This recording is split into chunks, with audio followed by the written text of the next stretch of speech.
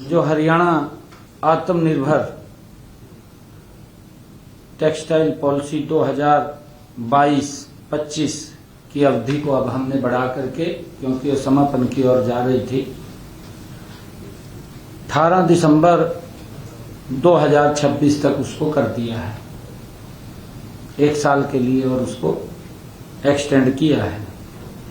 साथ ही capital investment subsidy योजना के तहत जो प्रोजेक्ट मंजूर किए थे उनकी जो संख्या पर कैपिंग थी कि इतने प्रोजेक्ट के बाद आप उसको कर सकते हैं, उस कैप को भी आज हमने हटाया है।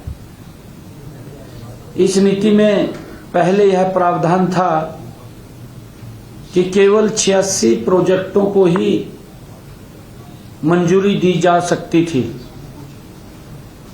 अब ये कैप हटने से इसको ओपन कर दिया है, इसकी सीमा को हटा दिया है। अब इसके ऊपर कोई दिक्कत नहीं है, क्योंकि कृषि के बाद टेक्सटाइल उद्योग दूसरा सबसे बड़ा उद्योग है, जिसमें सबसे ज्यादा रोजगार मिलता है।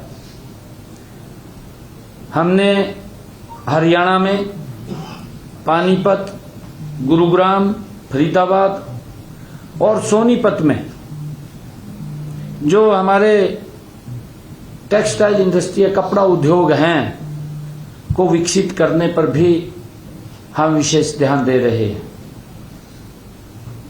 हरियाणा की यह कपड़ा नीति देश के यशस्वी प्रधानमंत्री आदरणीय नरेंद्र मोदी जी के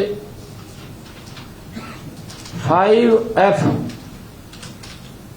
vision, farm, fibre, factory, fashion और फॉरेन पर ये आधारित है।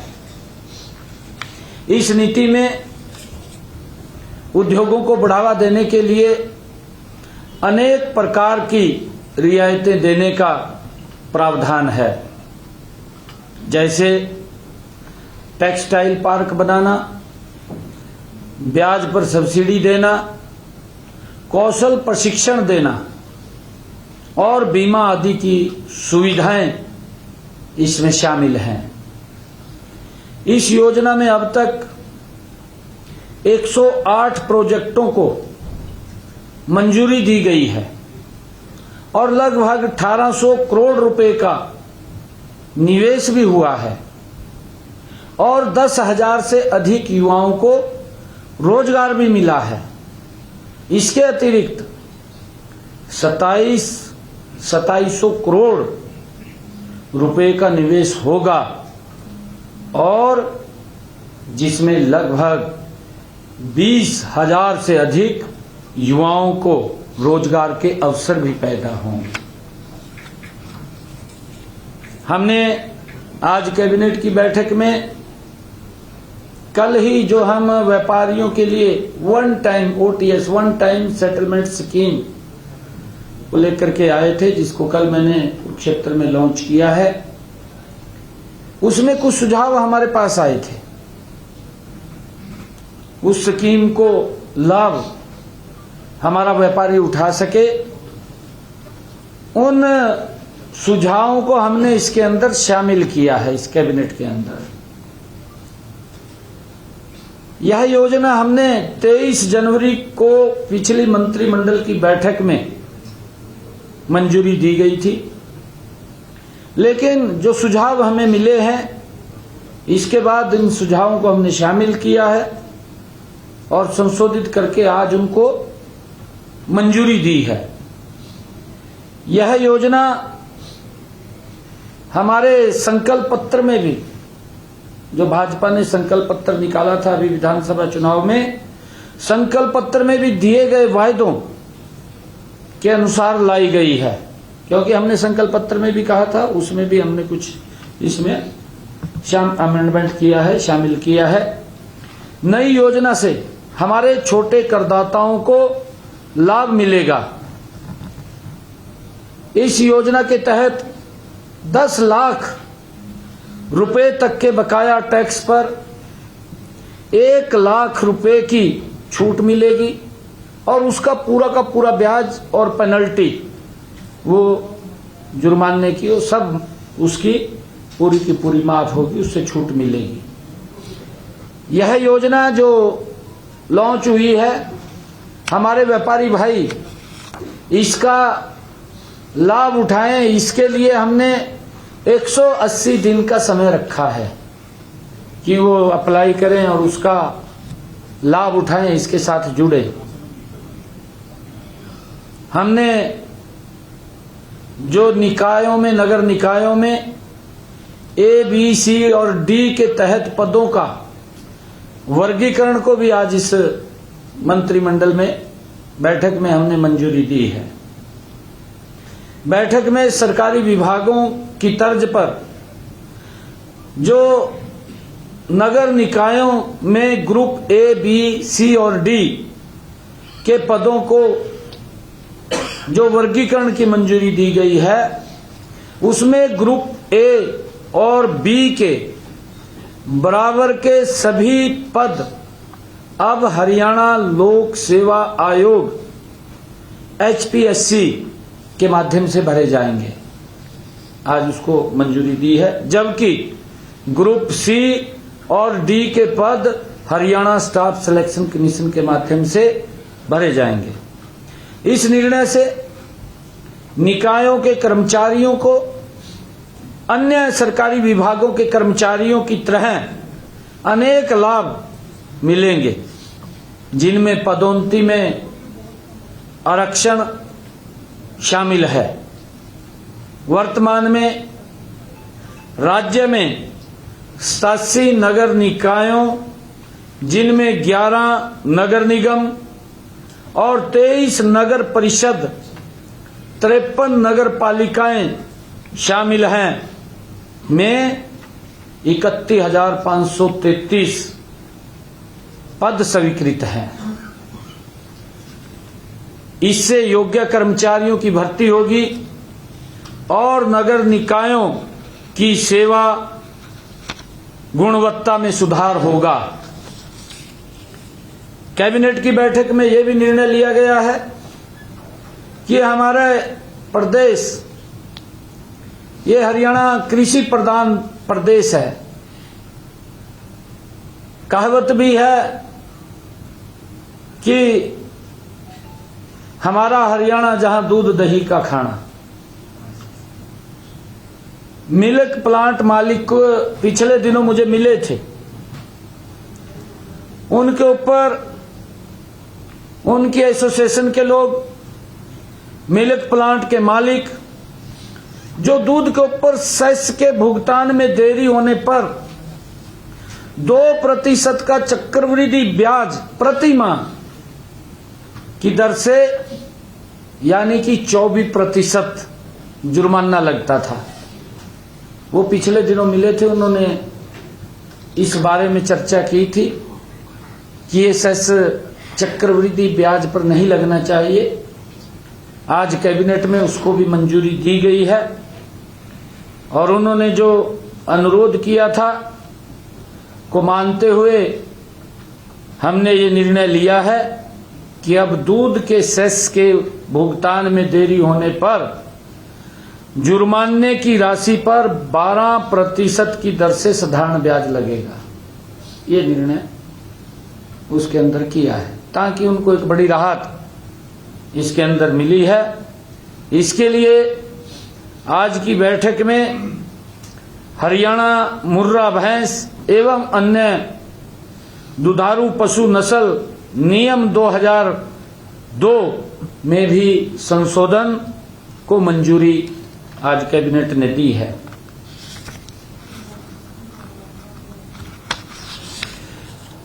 आज जो स्थानीय निकाय की हमारी छोटी सरकार है, आज उसका शपथ ग्रहण था पंचकुला में। शहरी स्थानीय निकाय के जनप्रतिनिधियों के शपथ ग्रहण समारोह आज पंचकुला में आयोजित था, जहां सभी महापौरों, सभी हमारे नगर परिषद के चेयरमैन, सभी नगर पालिका के चेयरमैन और सभी वार्डों के माननीय सदस्यों को आज शपथ दिलाई गई। मुझे खुशी है कि ट्रिपल इंजन की सरकार बनने से अब नवनियुक्त जनप्रतिनिधियों नगरों के विकास को 3 गुना गति से आगे बढ़ाने का काम करेंगे। हम मिलकर के काम करेंगे। आज उसी समारोह में सभी निकायों को स्टेट फाइनेंस कमीशन के तहत विकास कार्यों के लिए 587 करोड़ रुपए भी सभी स्थानीय निकायों को जारी किया गया है। इसके अलावा मैंने 2 पोर्टल भी जारी किए हैं। ऑनलाइन माध्यम से शहरी स्थानीय निकाय विभाग की वेबसाइट और अन्य पोर्टलों का भी शुभारंभ किया है। हमारी सरकार ने गत 17 मार्च को जो हमने बजट प्रस्तुत किया 2025-26 में स्थानीय सरकारों को अधिक स्वतंत्रता देने की बात उसमें मैंने कही है कि वो अपने स्तर पर आमदनी के नए तरीके और व्यवस्था बनाने की पहल करें, खोजें। ये भी हमने इसमें निर्णय किया है। हमारी सरकार ने नगर निगम के मेयर का मानदेय बढ़ाकर 30,000 रुपये किया है। सीनियर डिप्टी मेयर का मानदेय बढ़ाकर 25,000 रुपये और डिप्टी मेयर का मानदेय बढ़ाकर 20,000 रुपये तथा पार्षदों का मानदेय बढ़ाकर 15,000 रुपये किया गया है। इसके अलावा नगर परिषद और नगर पालिकाओं के अध्यक्षों और सदस्यों के मानदेय में भी उल्लेखनीय वृद्धि की गई है। Thank you. आप साथियों को कोई सवाल? सर जो दूध पर सेस जो भुगतान जिस तरीके से आपने बताया कि 12% कितना लगता था सर पहले, जो जुर्माना राशि थी कितनी लगती थी और कितना घटाया गया? नहीं, देखिए उसके अंदर 2% कंपाउंड था, चक्रवृद्धि ब्याज लगता था। मैंने बताया कि वो ब्याज के ऊपर ब्याज लगता था और वो मुझे आकर के मिले कि इससे हमें राहत मिलनी चाहिए।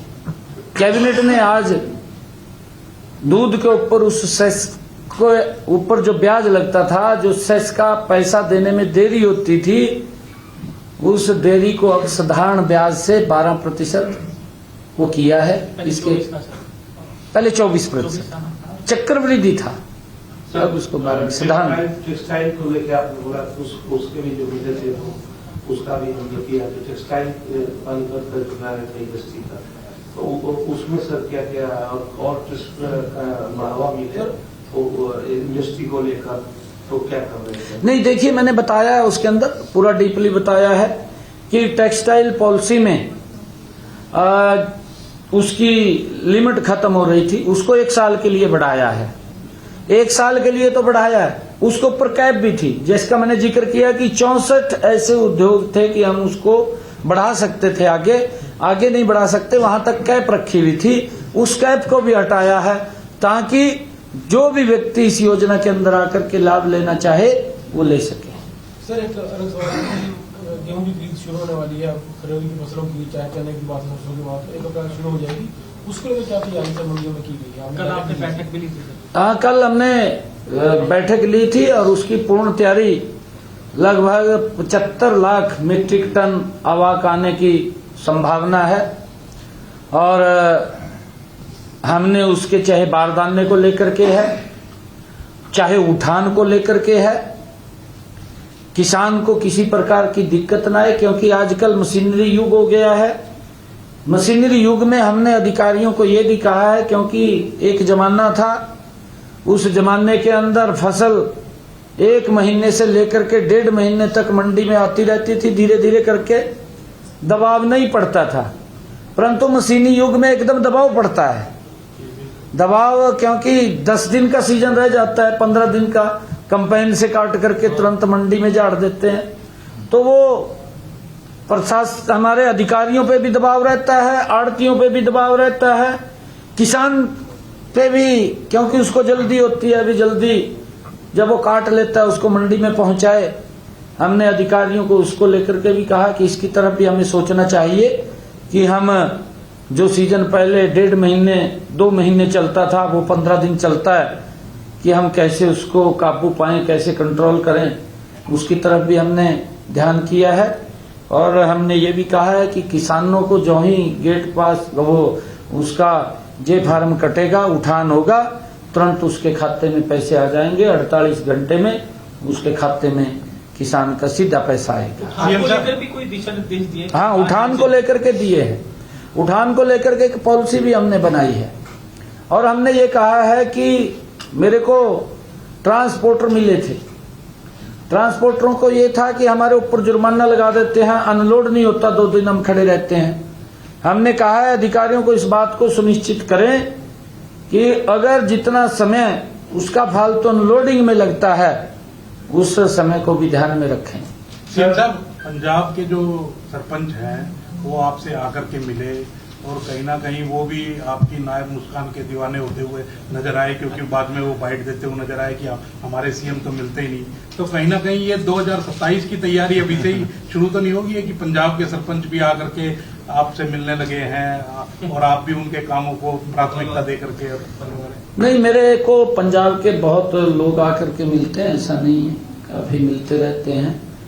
वो मुझे आमंत्रित करने के लिए आए थे, मैंने उनका धन्यवाद किया है, उनको चाय पिलाए। 15-20 लोग सरपंच थे और यंग सरपंच थे। सरपंचों ने कहा कि हम आपके एक कार्यक्रम नहीं, मल्टीपल कार्यक्रम कराएंगे, ये सरपंचों ने कहा है। लोगों का आज यूथ का पंजाब के अंदर भी बड़ा रुझान बन रहा है कि मोदी जी के साथ हमें चलने में लाभ है, प्रदेश को लाभ है, पंजाब के किसान को भी मोदी जी के साथ चलने में लाभ है, ये जान रहे हैं लोग। क्योंकि जो भी सरकारें पंजाब के अंदर बनी हैं, चाहे कांग्रेस की बनी है या आम आदमी की आई है, खाली लॉलीपॉप देते हैं, और लॉलीपॉप दे करके उस टाइम तो जब चुनाव होता है सजे बाग दिखा देते हैं, ये कर देंगे वो कर देंगे, कराना कुरना कुछ भी नहीं। लोग देखते रहते हैं, भाई ये बोल का तो गया था, करे कुछ नहीं। अब लोग आहत हो गए हैं, कांग्रेस से भी आहत है, आम आदमी से भी आहत है, और अब वो कमल के फूल की तरफ बढ़ रहे हैं। कहीं ना कहीं आपको वो रोल मॉडल मान रहे हैं, क्योंकि पंजाब के सीएम तो उनसे मिल नहीं रहे, इसलिए लगातार आप ना रोल मॉडल मोदी जी को मान रहे हैं, मोदी जी के नेतृत्व के अंदर, क्योंकि आज देश का जन जन मोदी जी की नीतियों से प्रभावित है। और मोदी जी ने गजब के काम किए हैं, आप देख रहे हैं 10 वर्षों के अंदर, जो पिछला 10 वर्षों का कार्यकाल है, देश को बदला है, दुनिया के अंदर भारत का सम्मान ऊंचा किया है। ये अगर कोई व्यक्ति कर सकता है, ये देश का ऐसा, देखिए सब प्रधानमंत्रियों ने काम किए हैं, मैं किसी के बारे में क्रिटिसाइज नहीं कर रहा हूं, मेरे लिए हर प्रधानमंत्री सम्मानित है, और उसने अपने समय के अंदर अपनी अपेक्षा के अनुसार काम किए हैं। परंतु मोदी जी ने जो देश को एक दिशा दी है, अतुलनीय है, उसकी कोई तुलना नहीं की जा सकती। एक ऐसी दिशा नरेंद्र मोदी जी ने भारत को दी है। आज भारत आत्मनिर्भरता की ओर गति से बढ़ रहा है, विकसित भारत की तरफ बढ़ रहा है। 2027 में पंजाब जाएगा बीजेपी के साथ? बिल्कुल जाएगा। सैनी साहब, मोदी जी ने दिशा दी है, और आपने सर हरियाणा में एक दिशा दी है, देश की पहली ट्रिपल इंजन सरकार हरियाणा में बनी है। भाई ये मोदी जी ने दिया दशा, मैंने नहीं दिया है, आप क्या कमाल कर रहे हो, ये मोदी जी देने वाले हैं। ये तीसरी जो मेरे को तो जिम्मेवारी सौंपी है। जी तो सर जो आप तो पंजाब विधानसभा भी आज जाकर आगे थे, विधानसभा देखी सर आपने? हाँ, आज हमारे माननीय अध्यक्ष जी ने कहा कि पंजाब की विधानसभा में जाना है, उनका निमंत्रण आया था हमारे अध्यक्ष जी के पास, तो मैं भी चला गया, देख करके आते हैं, क्योंकि हमारे बड़ा भाई है। और देखिए, एक परिवार के सदस्य हैं, एक ही छत के नीचे रह रहे हैं, एक ही छत के नीचे रह रहे हैं, दीवार है बीच में, अलग हो गए हैं, कोई बात नहीं, बड़े भाई हैं। जरूर हरियाणा के बारे में सोचेंगे, पानी देंगे वो पीने। उनको भी न्योता दे के आए हैं, उनको भी न्योता दे के आए हैं। हाँ, हरियाणा के हम न्योता दे करके आए हैं। बड़े भाई से कुछ मांगा भी बड़े भाई से, हाँ जी। तो हाथ है छोटे भाई का। हरियाणा कुछ का मांगा भी नहीं, आज हम कार्रवाई देखने के लिए गए थे। हरियाणा का हक मांगा सर पंजाब से, सर जो आपने जिक्र किया पानी का सर। नहीं, मैंने ये कहा है कि हम आज कार्रवाई देखने के लिए गए थे। पानी भी पिलाएंगे, मैंने ये कहा है, ऐसा नहीं है, पानी भी पिलाएंगे। कोई बातचीत जो है वो इस दौरान जो विधानसभा का जो हमारा हिस्सा, हरियाणा का हिस्सा जो पंजाब ने अपने पास रखा हुआ है, उसको लेकर कोई चर्चा हुई? क्योंकि नेता विपक्ष भी आपके साथ मिले, पंजाब के नेता विपक्ष, वित्त मंत्री भी मिले और विधानसभा अध्यक्ष भी मिले, तो इसको लेकर क्योंकि उन्होंने हमारे जो 60-60-40 की रेशो है, उस रेशो के अनुपात पे हमें जो हमारा हिस्सा मिलना चाहिए वो नहीं मिला। तो नहीं, आज देखिए, हम विधानसभा का सेशन देखने के लिए गए थे और सभी ने एक मुश्त, सभी के सभी विपक्ष के नेता थे, चाहे कांग्रेस के, चाहे हमारे बीजेपी के महाविपक्ष में नेता हैं, वो सभी अध्यक्ष जी के चैम्बर में आकर के सभी ने इसको बड़ा अप्रिशिएट किया है। उन्होंने इसको स्वागत योग्य कहा है कि हमें भी वहां जाना चाहिए, आप यहाँ आए हैं, इसका हम स्वागत करते हैं और एक खुशी जाहिर की है उन्होंने। सीएम साहब, आप टैक्स पे जो ब्याज में छूट दे रहे हैं उद्योगपतियों को, कितना कलेक्शन जो है वो पेंडिंग था, और अब जब आप छूट देंगे तो अब आपको कितनी उम्मीद है कि कितना कलेक्शन आ जाएगा जो बचा हुआ था? वो देखिए, क्योंकि अभी हमने इसको कल ही लॉन्च किया है पॉलिसी को, और जरूर आपके साथ फिगर हम शेयर करेंगे, क्योंकि इसका मुझे पूरा विश्वास है लाखों की संख्या में हमारे व्यापारी इसका लाभ उठाएंगे, जो लिटिगेशन में फंसे हुए उससे बाहर जाएंगे और विकास की गति एक तेज होगी। एक मैं कहना चाहूंगा कि हमारे एक और विषय इसके अंदर आया है, क्योंकि विनेश फोगाट ने फ्लोर ऑफ द हाउस बात कही थी, क्योंकि जब इस प्रकार की सिचुएशन थी हमारे देश के सामने, क्योंकि हमारी हरियाणा की बेटी है, खिलाड़ी थी वो, क्योंकि वहां पर सारा पैरामीटर से चलते हैं, वो भी उनको मालूम था। फिर भी क्योंकि इस प्रकार की सिचुएशन बनी थी, तो मैंने भी ट्वीट किया था और मैंने ट्वीट करके कहा था कि विनेश हमारी हरियाणा की शान है, हमारी बेटी है और हम उसके सम्मान को कम नहीं होने देंगे, क्योंकि हमारा फर्ज था। और आज उन्होंने अभी पिछले दिनों फ्लोर ऑफ द हाउस उस बात को उठाया था। आज कैबिनेट के अंदर हमने उसके ऊपर चर्चा की है, और क्योंकि उसके अंदर जो रजत पदक विजेता हमारी जो खेल नीति है, उसके अनुसार 3 तरह के हम लाभ उसको देते हैं। एक तो नगद पुरस्कार देते हैं, दूसरा ग्रुप ए में ओएसपी की नौकरी देते हैं, तीसरा एचएसवीपी की हम उसको लाभ देते हैं। हमने ये निर्णय कैबिनेट ने किया है कि क्योंकि विनेश फोगाट अब विधायक हैं, तो उनके ऊपर छोड़ा है।